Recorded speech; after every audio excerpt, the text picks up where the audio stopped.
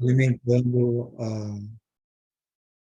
o formulário de PDSA, o pleno, com as contribuições dos participantes, tá bom? Combinado.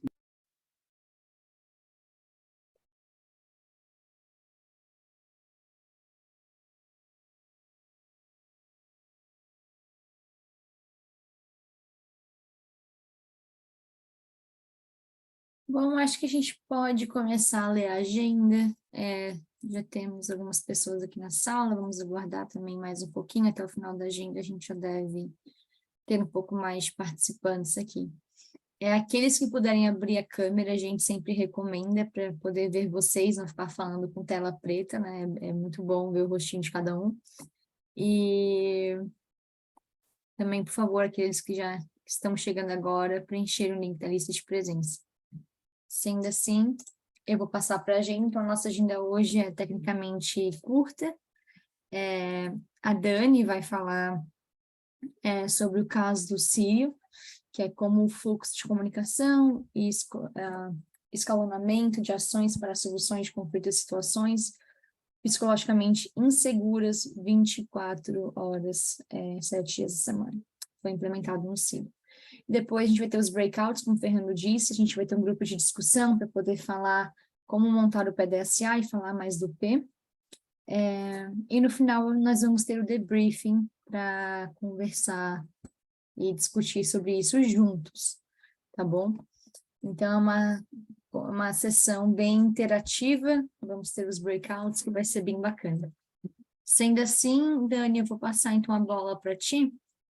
Eu só vou guardar mais um minutinho e para fechar em 15 horas, 5 minutos, a gente sempre espera 5 minutinhos, já entraram 2 pessoas, 3, então eu vou só esperar mais esse minutinho, deixar a agenda aqui, e aqueles que... agora que eu vi que eu escrevi presente errado no chat. E aqueles que chegarem agora, por favor, preencha o link da lista de presença. E a gente já pode dar início, Dani.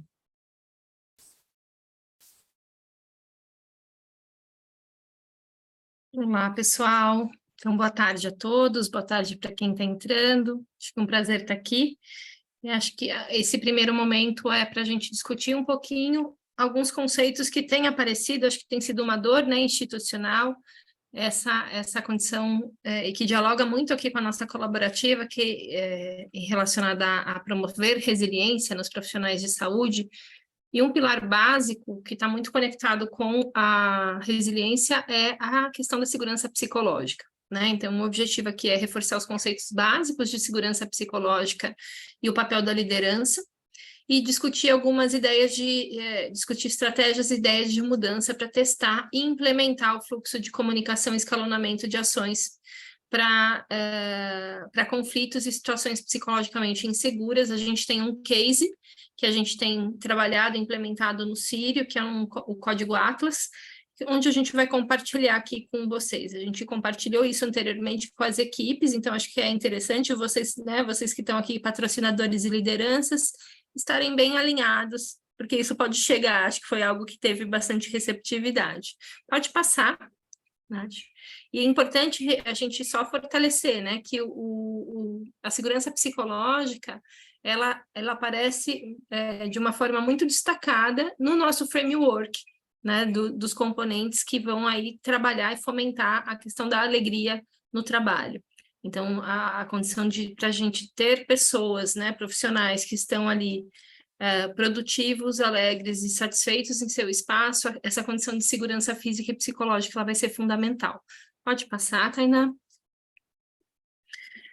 Então, trazer aqui um caso para a gente aquecer, né, caso real, que a gente, e aí queria ouvir, né, o quanto vocês vivenciam também isso nas instituições que vocês estão liderando. Podemos interagir pelo chat, vocês podem abrir o microfone se quiserem, mas o relato do caso é: o colaborador se apresenta no quarto 1313 para fazer o atendimento fisioterápico. Em um primeiro momento, o paciente recusa o tratamento, mas a esposa consegue convencê-lo a aceitar. O fisioterapeuta posiciona o Sr. João em pé, com apoio, pois o mesmo não tem força nos membros inferiores. Nesse momento, o paciente começa a socar o abdômen do profissional, pedindo para soltá-lo, dizendo que conseguiria ficar em pé sozinho, além de proferir uma série de palavras de baixo calão. O Sr. João é paraplético, sem condições de ficar em pé sozinho. Ainda pensando no paciente, o profissional o coloca em segurança na poltrona e interrompe o atendimento. O colaborador sai do quarto, muito abalado e indignado com o ocorrido. Muito brevemente aqui, a gente não... Essa é um tipo de situação ou algo similar do ponto de vista de agressividade, hostilidade, né, violência física ou psicológica, é algo presente dentro da realidade de vocês? Ou é algo que a gente só vivencia ali no Sírio? O pessoal Sim, está o pessoal respondendo do sim. ano. Sim, temos sim.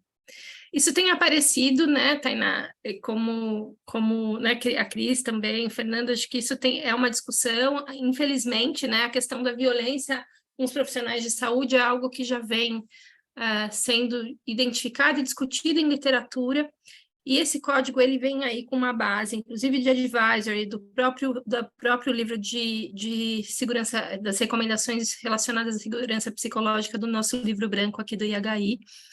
Então, a gente monta e estrutura esse código. Pode passar, Tainá?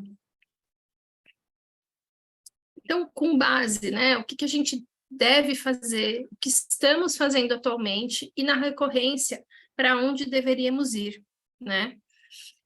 Eu não sei o quanto vocês estão estruturados e se vocês têm um fluxo direcionado para esse tipo de situação, ou se ocorria como antes da implementação do código, né? A gente tem, de certa forma, uma tratativa, um acolhimento no local onde ocorre a violência, mas a gente tem discutido cada vez mais a implementação disso e a estruturação disso de uma forma escalonada, direcionada e com uma clareza institucional em relação a essa tratativa. Pode passar.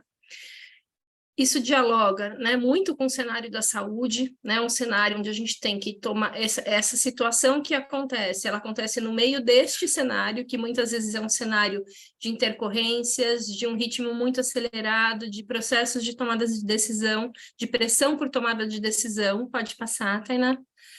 E onde essa relação de confiança, ela está intimamente ligada à condição da segurança psicológica, né? Os profissionais que estão trabalhando em time, eles, de alguma forma, eles precisam sentir que eles têm espaço ali para levantar a mão, pedir ajuda, expressar uma dúvida, levantar algum aspecto que ele não concorda com aquela condição, ter um espaço onde ele possa, de fato, ser cuidado, eventualmente, quando esse tipo de evento ocorre. E a gente entende que esta relação é íntima, é muito íntima com a liderança, no sentido deles entenderem, né, que a liderança, né, ela tem um espaço de acolhimento, porque a segurança psicológica ela vai estar muito vinculada a pessoa se sentir livre para se expressar e não ter medo de ser retalhada, de ser julgada, de ser prejudicada. E a gente percebe que muitas vezes a não notificação desse tipo de evento, a liderança, o que a literatura nos traz, é que ela ocorre porque os profissionais não se sentem seguros, eles se sentem com medo de a minha liderança vai entender que eu não fui adequado, ou que nessa situação que nós trouxemos de exemplo, eu de alguma forma, posicionei o paciente de uma forma que ele se sentiu desconfortável. Então, esse tipo de questionamento, por vezes, pode passar, né, quando a gente não tem um ambiente suficientemente seguro. Pode passar. E aí a gente cria algo que é o que a gente não deseja e o que a gente combate, que é essa cultura do silêncio e a cultura do medo. Tainá, pode passar.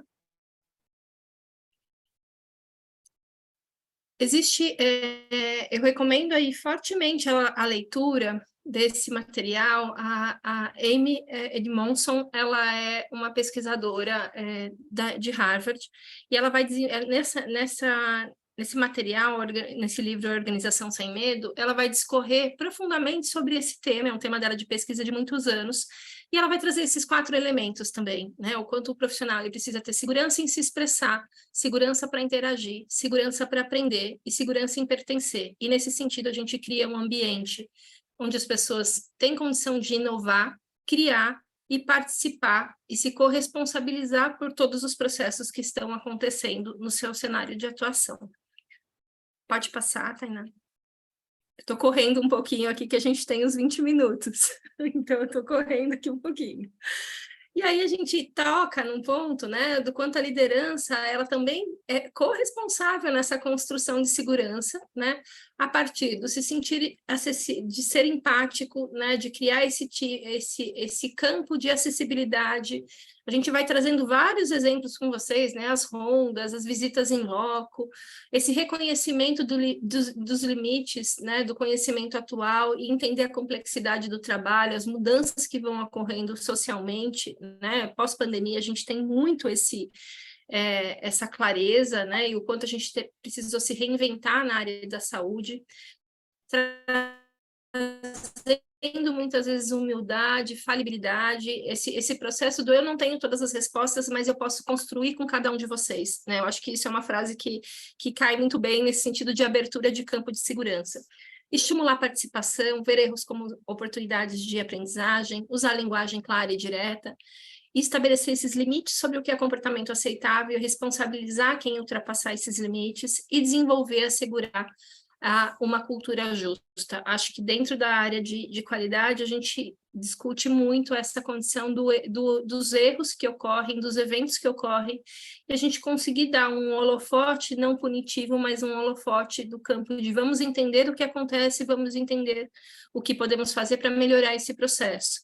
Né? E muitas vezes a pessoa que cometeu o erro consegue se perceber à medida que ela tem esse campo onde ela pode se posicionar, né? E pode entender que ela falhou, que muitas vezes tem um limite, que tem coisas que ela tem que buscar uma condição técnica, mas aqui especialmente, né, nos eventos, muitos eventos também têm uma relação com a pessoa não se sentir naquele momento segura para executar ou de alguma forma identificar uma condição de risco, né? Esse exemplo mesmo da fisioterapia, se você não sabe manejar conflito, se você não se sente com competência para manejar um conflito, isso pode deixar o profissional ainda mais numa condição de vulnerabilidade.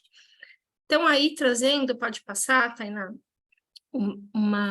para vocês, como que nós estruturamos esse código dentro do nosso serviço. Pode passar. Então, o Atlas, ele foi um código, né, que ele vem com o intuito de, pode ficar aí, de melhorar a percepção sobre segurança psicológica, né? E aí a gente criou toda uma estruturação de um fluxo e uma lógica de escalonamento nessas situações de conflito e comportamento disruptivos para desenvolver e aprimorar no time assistencial competências e habilidades para resolução de conflitos e empoderamento diante de situações difíceis. Pode passar. Então, o Atlas, ele está estruturado em cima da criação de um código e a partir do acionamento desse código, nós temos o acionamento de um time de resposta rápida, que eu vou explicar um pouquinho melhor para vocês, cada time ele é composto pelos componentes de cada uma das unidades assistenciais, que são responsáveis por, no momento que ocorre um acionamento do código Atlas, no caso de qualquer situação que desperte no profissional uma percepção de ameaça à sua integridade física ou psicológica, né? Então, num caso de ameaça, de tratamento desrespeitoso, de linguagem agressiva, de assédio, de situação insegura, esse profissional ele vai acionar o código Atlas, tá? Pode passar. Então, o Atlas, ele é um código de acionamento para apoio aos profissionais frente a situações que gerem desconforto. É um código voltado no acolhimento do profissional e no manejo daquele conflito, né, em tempo real.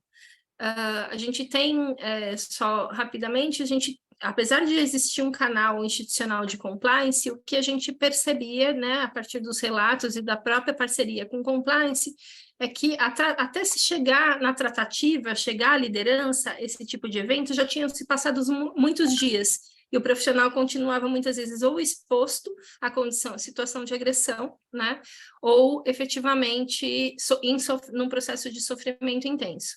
Então, o que é importante é destacar que o Código Atlas, o acionamento dele ocorre em tempo real. Então, no momento do conflito, isso já é acionado. O profissional que vivenciou essa situação de violência, ele vai ser acolhido por esse time capacitado e a liderança ela já vai entrar em ação para manejar o conflito junto ao paciente, junto a outros colaboradores, junto ao familiar, dependendo do agressor. Pode passar.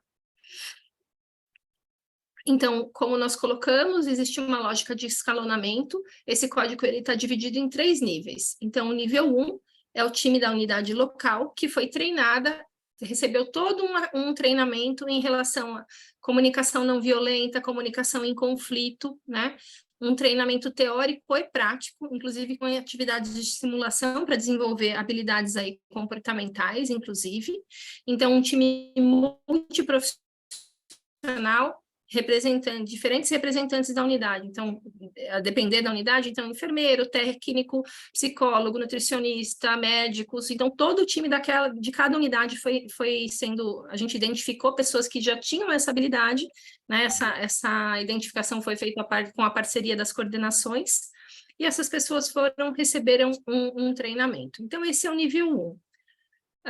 A depender da criticidade ou reincidência da situação, do evento, a gente escalona esse acionamento para o nível 2, que é composto aí pelo gerenciamento de risco e pela gerência assistencial, tá?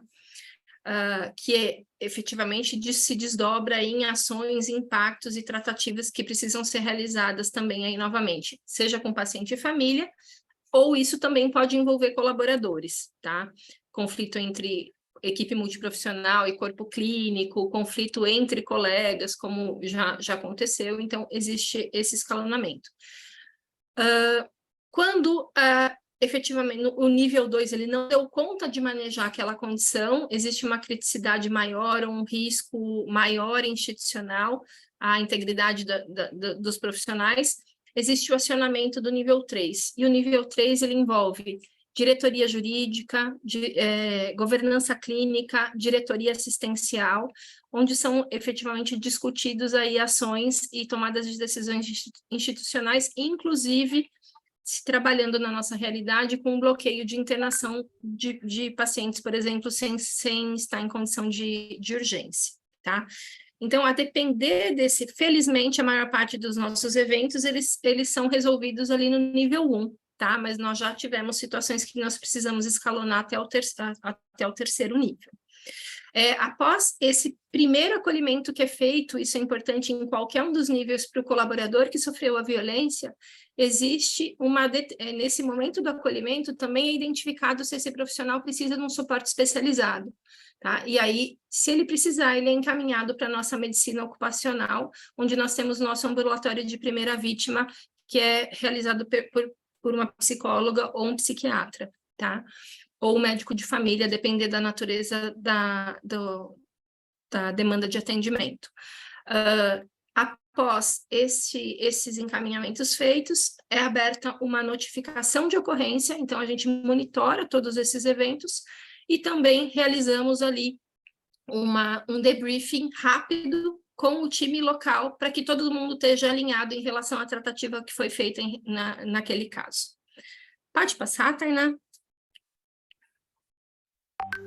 Em relação ao monitoramento, a gente atualmente faz um consolidado, né, de todos esses eventos, a partir das notificações de ocorrência. Então, nós monitoramos por unidade de setor, por nível de acionamento, classificamos qual foi a situação disparadora, se foi ameaça, se foi assédio, se foi agressão física, psicológica, por agente agressor. a porcentagem de debriefing que foi realizado e a porcentagem de encaminhamento ao suporte especializado.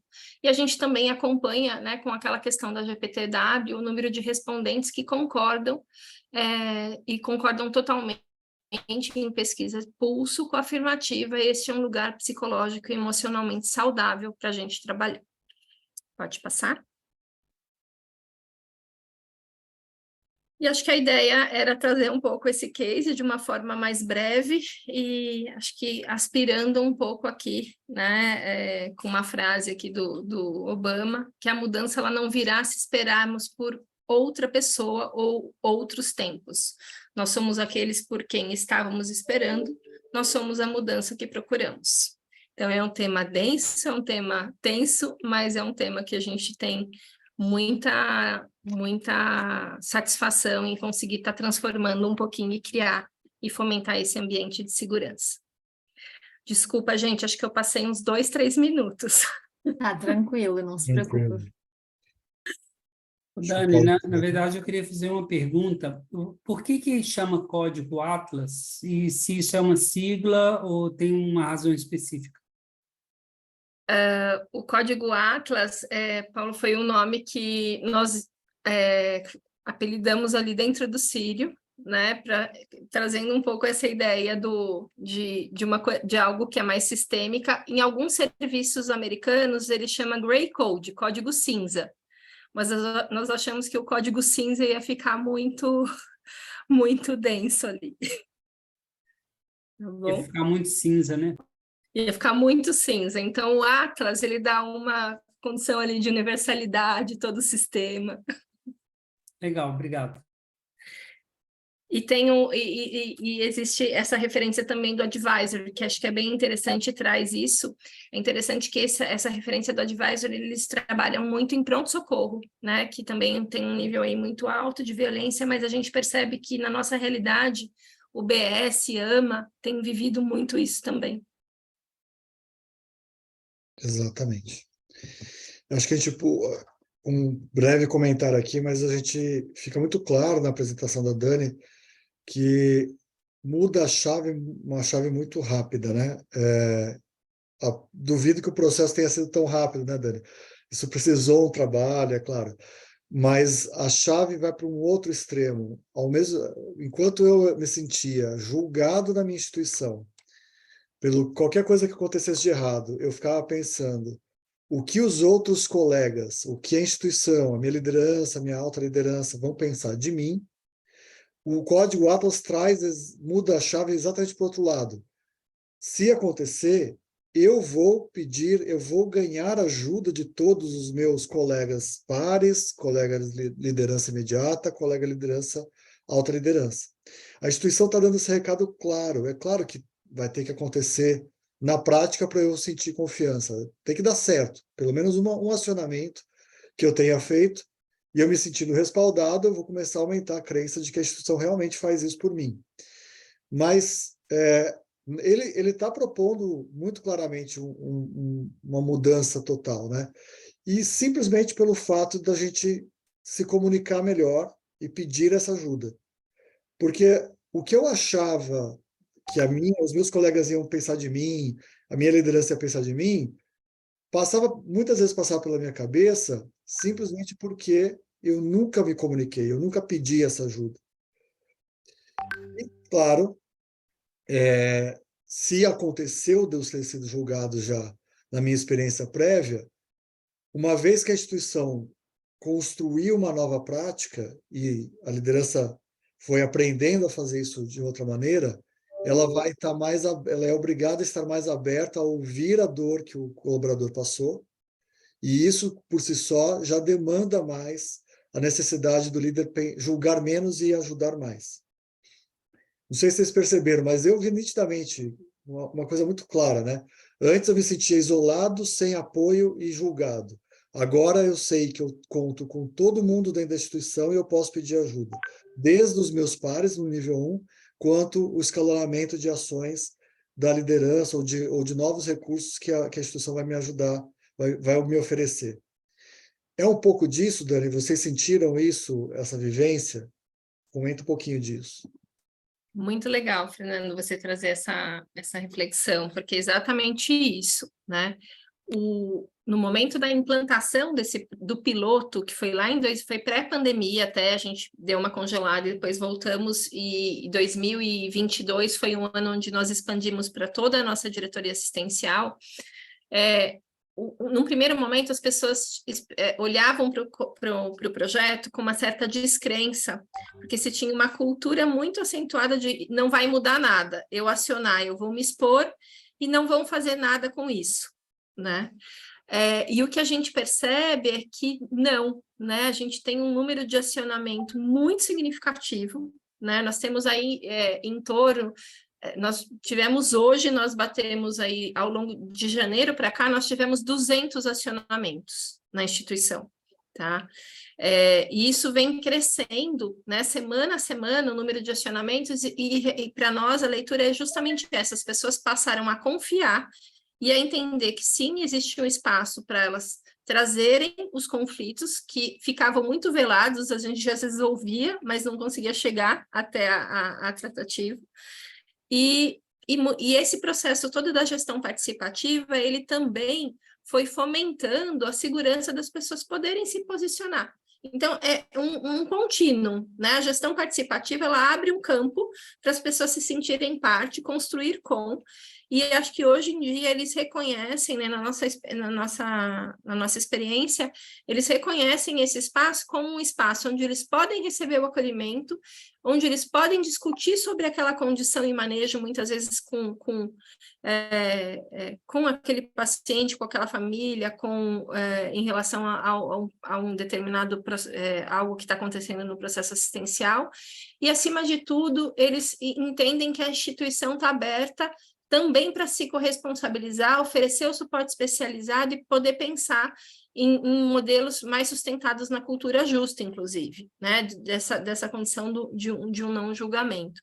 Então, acho que a gente percebe isso claramente, tá? Assim, ao longo esse ano, o ano passado, nós capacitamos, e tem sido muito bacana a experiência, as equipes que nós treinamos para serem parte do nível 1, hoje nós temos em torno de 700, dentro de uma diretoria de quase 1.000 pessoas, nós temos aproximadamente 600 profissionais treinados para esse nível 1, espalhados pela diretoria, né? E estas pessoas hoje multiplicam, é um código que está quase rodando, eles têm ideias, eles capacitam os colegas, eles fomentam essa condição. Muitas vezes o colega não abre o código, ele vai lá, ele percebe, ele vai discutir, entender por que a pessoa não está se sentindo segura. Então, cria-se uma teia e uma rede, um sistema, onde esse processo ele vai sendo multiplicado por quem vivencia, né? Então, acho que isso tem sido muito legal também. Muito legal, Dani. Eu vou dar uma contribuição antes da gente começar nosso trabalho aqui, nossas sessões de trabalho. Uma contribuição que despertou após a apresentação da Dani na CIV, sobre, na realidade, do sistema de saúde, né? A gente estava conversando com as UPAs e UBSs, e o Júnior comentou de situações que todos eles têm sentido aumentar a violência dos pacientes com os profissionais, e ele foi falar, o parceiro, né, a gestão das UBS e das UPAs, foi mostrar essa demanda para a Secretaria de Saúde. E a Secretaria de Saúde falou assim, olha, preciso de dados, assim, não tem notificação aqui, eu não estou vendo aumento de nada. E aí, olha só que interessante, né? O quanto que o próprio Código Atlas, o próprio sistema, pode gerar uma alimentação da informação oficial para a informação, para o sistema de saúde. Porque vocês são hospitais públicos, vocês estão ligados às secretarias de saúde, municipais, estaduais, vocês às vezes vão precisar de recursos do sistema também para pensar em redesenhar, em criar estrutura de suporte. E ali eles se perceberam, olha, a gente não está fazendo uma notificação de violência contra o colaborador. Isso é uma declaração oficial mesmo, deve ser notificado. Então, se a gente não alimenta o sistema oficial, a gestão pública não enxerga, né? E, daí a pouco, não está no radar da gestão pública porque não tem notificação. E a gente é um sistema oposto do Atlas. A gente vai se calando, eu não peço ajuda, eu não notifico, todo mundo viu que eu passei uma agressão, mas a gente não parou para notificar, e não alimentou um sistema de informações que é vital para chegar no sistema de saúde e eles pensarem em redesenho sistêmico, estrutural e tudo mais. Então, o próprio código Atlas, e a gente vai começar a fazer esse exercício agora, de pensar como é que eu posso testar isso na minha organização. Ele pode também ser um sistema que, uma vez que eu publico, que eu conto, que eu peço ajuda, que eu passei por uma situação, isso pode desencadear uma notificação oficial também para o sistema de saúde, e o sistema de saúde começar a detectar, o N começar a chamar a atenção, né, e isso gerar uma discussão sistêmica, né, no serviço de saúde, no sistema de saúde. Tainá, passa o próximo slide, nós vamos agora planejar, fazer o nosso plano do PDSA, e nós vamos nos dividir aqui em salas, em 4 salas, nós temos 4 facilitadores, Daniela, Cris, Paulo e eu. Cada um de nós vai estar numa sala e teremos um exercício com vocês. A ideia é que vocês imaginem como eu vou testar esse sistema de escalonamento de informações na minha instituição. Lembra que é um teste de pequena escala, PDSA a gente faz com a menor escala possível, e nós, cada grupo vai discutir as perguntas do planejamento do teste de PDSA. Nós vamos cumprir as etapas, fazendo as predições, as respostas, como a gente quer medir os indicados e as atividades para esse teste. Não quer dizer que semana que vem isso está implantado. Daniela foi muito clara de toda essa construção. Vocês já tiveram exatamente o passo a passo que aconteceu no Sírio. Vamos fazer esse transporte para a realidade de vocês. E nós vamos ter meia horinha aqui para conversar, 27 minutos. Passa o próximo slide, Tainá. Então, eu vou mostrar um exemplo aqui. O plan, a gente vai colocar aqui para os facilitadores, né? Na coluna azul aqui do plan, cada um vai ter no chat. A Tainá vai compartilhar aqui um link desse slide. Cada sala vai ter o seu próprio slide. Então, nós temos que perguntar quais instituições estão na nossa sala, e nós vamos alimentar aqui, no campo azul, instituições. E aí a gente começa a fazer as perguntinhas, né? Então, qual vai ser a mudança que nós vamos testar? E eu já preenchi aqui, que é testar o fluxo de comunicação e escalonamento de ações para conflitos e situações psicologicamente inseguras, 24/7. E aí começa o primeiro exemplo prático aqui. Faz perguntas exploratórias. Então, vou fazer uma breve revisão de como é que a gente faz um PDSA. As primeiras perguntas é o que eu acho que vai acontecer, o que eu quero aprender com esse teste. E no item 3 aqui, descreva o que acha que vai acontecer. Para cada pergunta que eu fizer, para cada predição que eu fizer, eu coloco uma resposta com o que eu acho que vai acontecer. Então, eu fiz a primeira pergunta aberta aqui. Quais recursos eu tenho disponíveis na minha instituição para testar esse fluxo? E aí a gente vai começando a fazer perguntas. Se eu fiz essa pergunta lá no item 3, na linha 3 aqui, eu vou responder. Eu tenho o setor de qualidade, eu tenho a gerência de enfermagem, o líder de cada enfermaria, e assim vai. Um exemplo que eu estou colocando. A gente deve montar na linha 4 um pequeno plano de coleta de dados sobre esse teste, ou seja, será que a gente vai escolher número de notificações, número de dúvidas que surgiram, número de acionamentos? Vamos pensar aqui na nossa sala. E depois a gente vai para as tarefas que eu devo exercer, realizar. Estou planejando exatamente em detalhes quais as tarefas que eu vou fazer no teste lá na minha instituição, quando a gente sair aqui dessa sessão. Dúvidas, aqui os facilitadores com alguma dúvida, a gente pode ir para o breakout. Sim, Fernanda. Podemos. Paulo, ficou claro? Tudo bem? Então, Tainá, vamos para a sala. Vou abrir então. Os Já vou participantes tiverem dúvida, compartilhar a os gente vai. links também. Então, aqui os links das salas. Tá ótimo. E vou também botar na mensagem para todos os breakouts. Se alguém tiver alguma dificuldade em entrar, por favor, me avisa e eu consigo ajudar vocês a entrarem, tá bom? Deixa eu botar aqui. Vou botar isso aqui, vou botar só uma forma. Perfeito.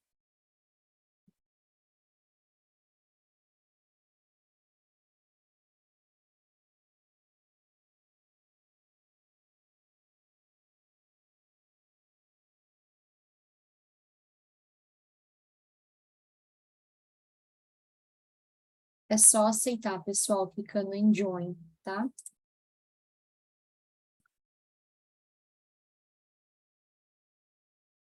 Tem alguém com alguma dificuldade? Estou vendo que ainda tem participantes aqui comigo na sala. Tem 8 participantes aqui comigo.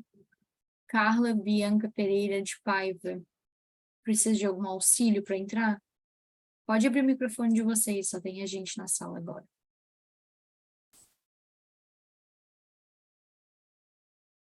Tem a Kátia também, gerente Esperança, que está aqui comigo. A Suelen. A Lígia e o Rodolfo. Algum de vocês está com alguma dificuldade de entrar? Eu posso auxiliar. Vocês podem me sinalizar ou através do chat ou abrindo o microfone, eu ajudo vocês. Eu vi que a Kátia conseguiu entrar. Mais uma outra pessoa conseguiu entrar. Então, estou com Rodolfo, Lígia, Suelen e Carla aqui comigo.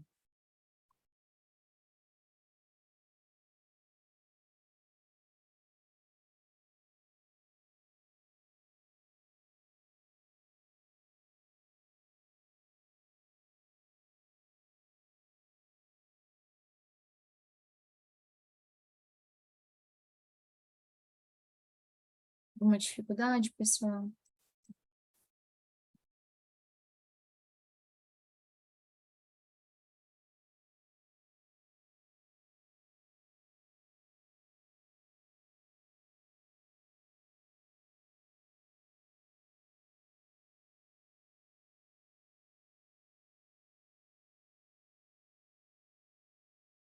Oi, Rosângela, tudo bem? Você chegou agora? Ah, o B08 também chegou agora. Nós estamos no breakout. Eu vou botar vocês na sala do breakout, tá bom? Eu vi que tem gente da sua equipe, B08, que já está numa sala. Eu te encaminhei para a mesma sala. Oi, tá bom. Tá bom? Obrigada. Me avisa se tiver alguma Obrigada. dificuldade. E o iPhone, Rosângela. Rosângela, você está com alguma dificuldade? Você estava em alguma sala em específico? Você chegou a entrar em Não, alguma... é que eu estou dirigindo. Eu estou Ah, tá. participando da reunião, mas eu estou dirigindo. Ah, tá. E você está conseguindo entrar no breakout? Porque é uma discussão só. Aí eu posso... Eu entrei agora, mas aí caiu a conexão e eu Ah, voltei de tá. novo. Tá, então eu vou te mandar para uma sala, mas não aceita essa ainda, tá? Para te voltar para a mesma sala. Eu não Tá, consigo só obrigada. te deletar. Eu tenho que botar e daí deletar. E voltar de novo. Peraí. Agora eu vou te botar. Tá vazando o Fernando. Pronto, pode aceitar essa que tá vazando o Fernando.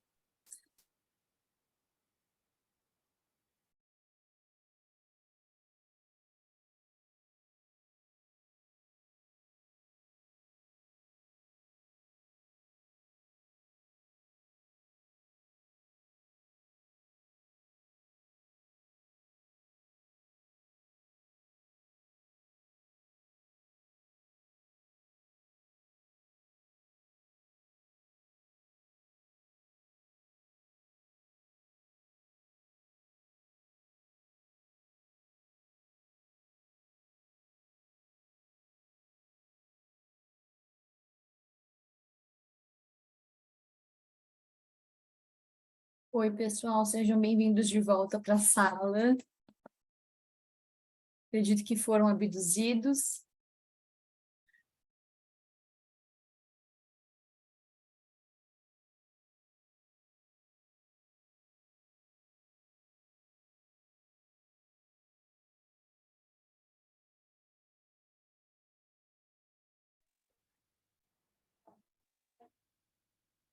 Oi, Paulo. Oi, Cris.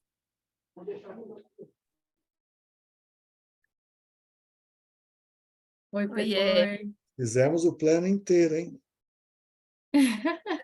Não, nós chegamos no segundo teste. Olha que Nós legal. chegamos. Que legal. Já pensaram quantos testes vão fazer? Ou como é que serão os, os ciclos? Não, gente, foi muito legal. Eu não sei se a Tatiane e o... Foi o Fabrício que comentou ou foi o Cícero? Eu não estava lá. Quem que comentou? Ah, O foi o Fabrício. Fabrício. Fabrício, dá seu depoimento aí. Foi muito legal o que o Fabrício falou. Boa tarde a todos. Foi um momento bem importante, porque aqui no hospital a gente não tinha essa percepção do PDCA, né? Então, o Paulo ele explicou muito bem o caminho que a gente tem que tomar para implantar os planos, né? O projeto. Tatiana, o que você aprendeu hoje? Qual foi o seu haha moment? Momento haha, momento uau! Foi realmente expandir o pensamento, o olhar, porque a gente tende, igual a gente estava conversando, né? Antes de vir para cá, que a gente tende a olhar para hipótese, para finalização, né? O que a gente quer. Mas a gente não consegue pensar no processo, em como eu vou fazer, quais podem ser ali os meus obstáculos. Então, assim, a gente precisa pensar nisso, né? Em primeiro lugar, antes de pensar na finalização, né, lá no final, no processo final. Então, qual o teste que você queria fazer? O teste foi entre Dançando e Ganha, né, que até a gente falou que foi uma equipe que apresentou em outros encontros nossos, eu achei bem interessante, até tinha comentado com a nossa equipe de fazer aqui na nossa unidade.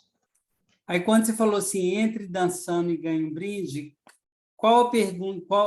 inicialmente, qual a pergunta que você queria responder? E aí você falou, opa, Eu já fui para a hipótese, né? Que se iria melhorar o clima, se as pessoas se relacionariam melhor durante o plantão, durante o turno de trabalho, né? Mas a gente viu que ainda antes há outras perguntas a se responderem. Né? quais? Onde farei, com quem farei, qual música vai tocar, quanto tempo a pessoa vai dançar, qual o brinde, né? Então, várias questões. Qual o impacto disso para os pacientes? Sim. Né? Aí o Fabrício, gente, arrebentou, né, Tatiana? Ele dançou, o previsto era 3 segundos, ele foi dançando 5 minutos. 5 minutos e ainda chamou mais gente para dançar junto com ele, né? Adorou. Excelente. Olha que legal. Olá, Cris. Alguém da sala 2, talvez a Tati, né, ou Ângela, vocês gostariam de falar como é que foi o PDCA, como é que foi a experiência?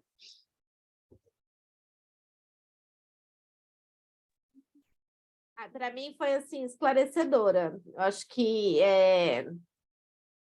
a forma que você fez, você foi trazendo clareza para a gente, para montar o PDCA mesmo, não, né, não falando só do tema. Acho que foi extremamente esclarecedora, foi muito bom. Já estou aqui pensando em como replicar para a equipe aqui.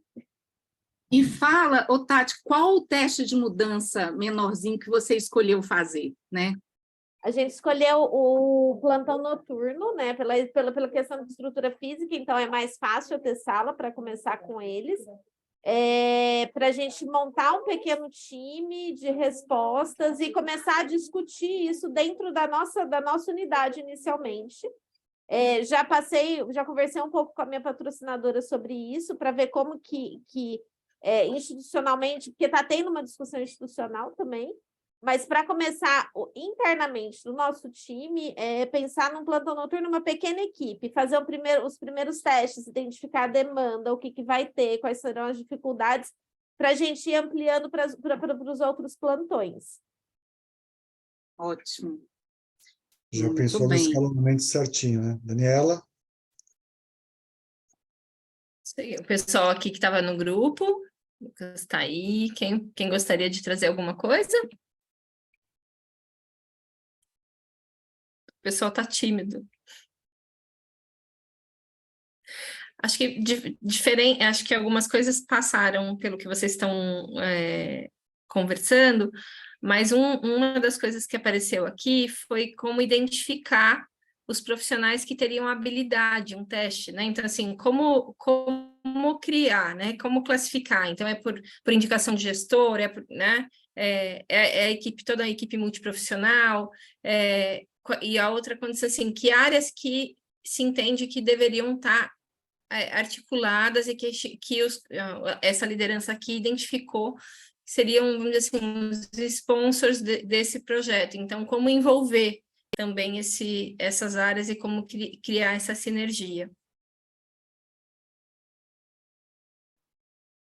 Aqui o time pensou, na minha sala já pensaram tudo, já se enxergaram fazendo o teste, pensaram quais os recursos, quais as camadas de cada nível de acionamento do fluxo, quem seriam os cargos, as pessoas, já pensaram nas possíveis reações que as equipes vão ter, como eles vão lidar, como é que vai ser seduzir a liderança, que é diferente de como é que vai ser engajar a linha de frente, acham que a linha de frente vai ser mais receptiva e a liderança vai precisar explicar melhor.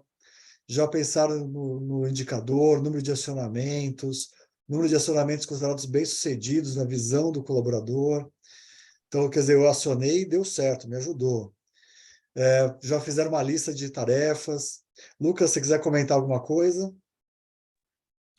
Acho que foi bem bacana esse momento e foi muito legal porque todos das salas tinham a mesma linha de raciocínio e de pensamento, né? Então foi uma construção bem bacana e rápida até, então achei muito, muito bacana porque acho que é uma realidade de várias instituições, né? Então foi muito, muito interessante montar isso. Você vê que o PDSA ele desmistifica o processo. Isso é muito complicado, isso é um projeto. Não. Faz pequeno, vai doer menos e vai ser mais divertido, mais rápido. Vou ver o resultado, vou poder ir para frente, né? E o PDSA já facilita para a apresentação também, para todos, né? Praticamente, além do fluxo, né? Exatamente. Já fica fácil de contar como é que vai ser, né? Porque não tem que fazer uma mega apresentação, está tudo lá. Então, vamos finalizando aqui. A tarefa próspera de ação é exatamente executar o que você planejou. Então, vai para a equipe de melhoria do Reconectar 2 da sua instituição, apresente seu plano do PDSA. Com a contribuição deles, vocês vão fazer ajustes, se necessário, no planejamento. Cumpra as tarefas, né, do que você vai. Então, se vai haver treinamento, se eu vou usar a apresentação que o Círio disponibilizou, se eu vou explicar para o meu líder, aqui no nosso plano está lá, validar com a liderança, mesmo que seja um teste. Então, cumpra esses detalhes e marque a data com a equipe do primeiro teste a ser rodado. E depois que você terminar e realizar o ciclo inteiro, descreva brevemente no fazer, no do, estude como é que foi e decida no ACT se vai ter que fazer ajustes para melhorar e se ele for para ele ser mais bem-sucedido, ou se ele gerou um aprendizado válido, pense em testar numa escala nova, num outro cenário e para o próximo ciclo, tá bem? E com os ciclos sucessivos, a nossa esperança e o nosso desejo é que vocês realmente implementem e daqui a algum tempo possam falar, na minha instituição nós temos o código Atlas, A, B, C, o nome que vocês quiserem dar, mas está trazendo benefícios, os colaboradores estão se valendo desse recurso. Tá bom? Excelente. Eu coloquei o PDSA que a gente começou a planejar no grupo de WhatsApp, para vocês seguirem depois, tá? Nós vamos salvar no Trello, né? Então, as instituições vão no seu Trello e vai estar lá o PDSA no Trello para vocês usarem.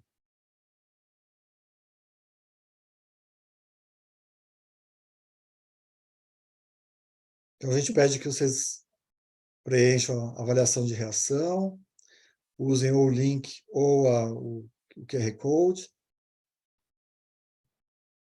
e não saiam antes de preencher essa avaliação, mas a gente já vai se despedindo de todos vocês, agradecendo esse momento que a gente pôde ter com todos vocês. Uma ótima tarde para todos. Obrigada, gente. Ótima tarde. Eu vou aguardar mais Tchau, uns pessoal. Boa minutinhos aqui tarde. para o pessoal Tchau, preencher a pessoal. avaliação.